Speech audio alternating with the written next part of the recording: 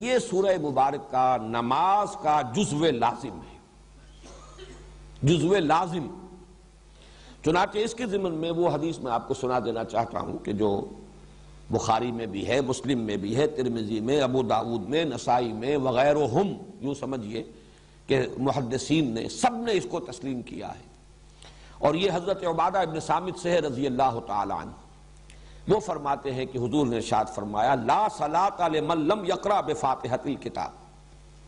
اس شخص کی کوئی نماز نہیں جو فاتحۃ الکتاب یعنی سورہ فاتحہ نہیں پڑھتا، اس کی کوئی نماز نہیں۔ اس کا یہ مفہوم تو متفق علیہ ہے کہ سورہ فاتحہ نماز کا جزو لازم ہے، البتہ اس کے بعد اختلاف ہے، آیا جماعت کی شکل میں جب نماز ادا کی جائے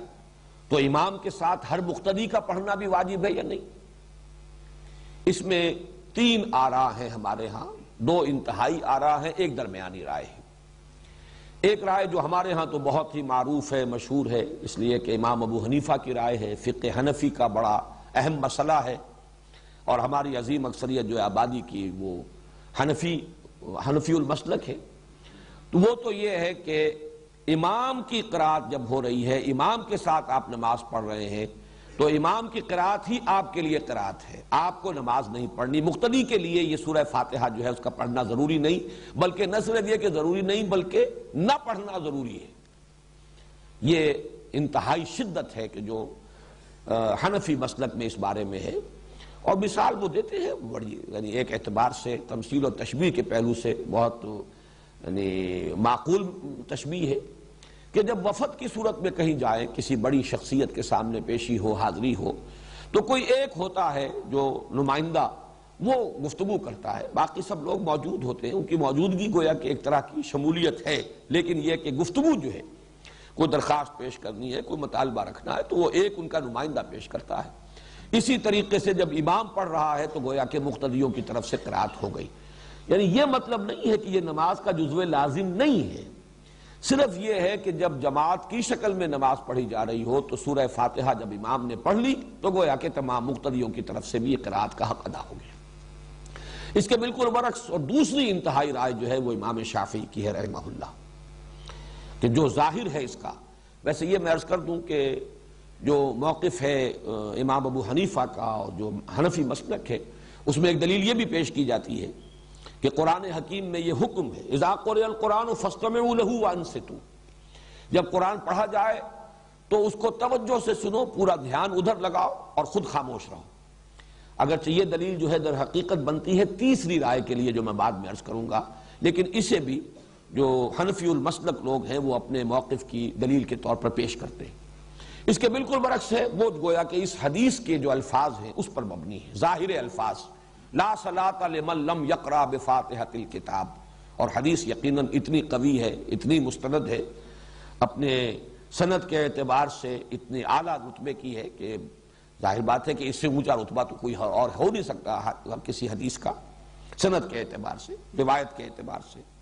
تو امام شافعی کی رائے یہ ہے کہ ہر نمازی مقتدی بھی پڑھے، پڑھنے کے پھر ان کے ہاں مختلف انداز ہیں، چونکہ حضور کا ایک معمول یہ بھی نقل ہوا ہے کہ آپ جب پڑھتے تھے سورہ فاتحہ جہری رکعت میں بھی، اس کے بعد تھوڑی دیر تک آپ خاموش رہتے تھے، وقفہ ہوتا تھا۔ ہم تو ہماری عادت تو یہ ہے کہ فوراً ہی کوئی جو سورت ملانی ہے یا کچھ قرآن کا حصہ پڑھنا ہے تو سورہ فاتحہ کے بعد اس کو متصل کر لیتے ہیں، لیکن حضور سے یہ ثابت ہے تھوڑا سا وقفہ، اور اس کے دوران گویا کہ مقتدی بھی جلدی سے دہرا لیں اور پڑھ لیں۔ ایک طریقہ تو یہ ہے،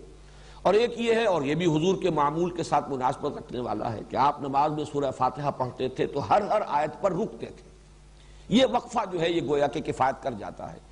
کہ امام نے کہا الحمدللہ رب العالمین، اور اس کے بعد وہ ذرا سا وقفہ دے تاکہ مقتدی بھی الحمدللہ رب العالمین پڑھ لیں، پھر الرحمن الرحیم وقفہ دے تاکہ مقتدی بھی پڑھ لیں۔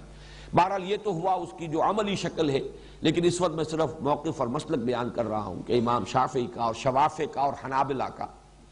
یہ موقف ہے، اور چونکہ امام احمد ابن حنبل شاگرد ہیں امام شافعی کے، تو تسلسل بھی ہے اس میں، یہ ہے کہ ہر مقتدی کے لیے بھی سورہ فاتحہ کا پڑھنا لازم ہے۔ معتدل مسلک ہے امام مالک کا رحمہ اللہ، امام دار الہجرہ، چونکہ وہ امام مدینہ ہے، اس اعتبار سے ان کی بات بہت سے پہلوؤں سے بہت وقی بھی ہے۔ حدیث کا بھی سب سے پہلا مجموعہ جو ہے موطا امام مالک، یہ گویا کہ اولین مجموعہ ہے جس کو کہ فقہی جو بھی ابواب ہیں ان کی شکل میں مرتب کیا گیا۔ امام مالک کا موقف یہ ہے، اور میں اس کو کوئی باک نہیں سمجھتا اس کے بیان کرنے میں، کہ میرا اپنا عمل اس پر ہے، وہ یہ ہے کہ جہری رکعت میں امام کی قرات کو توجہ سے سنو، گویا کہ عمل ہو گیا اس آیت پر، اذا قرئ القرآن فاستمعوا له وانصتوا۔ البتہ سری رکعت ہے، اس میں خود سورہ فاتحہ پڑھو، اس لیے کہ اس وقت آپ سن نہیں رہے۔ لیکن یہ کہ ہمارے ہاں بعض جو مفتی حضرات ہیں، حنفی مفتی حضرات، وہ اس میں بہت شدت سے کام لیتے ہیں کہ فرض کیجئے کوئی رکعت آپ کی چھوٹ گئی تھی، پہلی رکعت رہ گئی تھی، آپ دوسری میں شریک ہوئے، تو اب اگر آپ اپنی رکعت پہلی جو ہے پڑھنے کے لیے، جبکہ باقی نمازی فارغ ہو گئے، سلام پھر چکا، امام سلام پھر چکا، اب آپ کھڑے ہو کر جو رکعت پڑھ رہے ہیں، تو شدت کی انتہا یہ کہ اس رکعت میں بھی سورہ فاتحہ مت پڑھو، صرف اتنی دیر کھڑے رہو جتنی دیر کے سورہ فاتحہ پڑھی جاتی ہے۔ اب یہ چیز جو ہے میرے نزدیک انتہا پسندی والا معاملہ ہے بالکل اس معاملے میں۔ بہرحال درمیانی مسلک یہ ہے، لیکن یہ کہ اس وقت جو کچھ مجھے بیان کرنا تھا یہ میں نے بیان کر دیا، اس لیے کہ یہ عملی مسئلہ ہے، بہت سے حضرات کو اس سے سابقہ پیش آ سکتا ہے، لیکن یہ کہ اصل بات جو اس وقت جو میری بحث تھی وہ یہ کہ یہ نماز کا جزو لازم ہے۔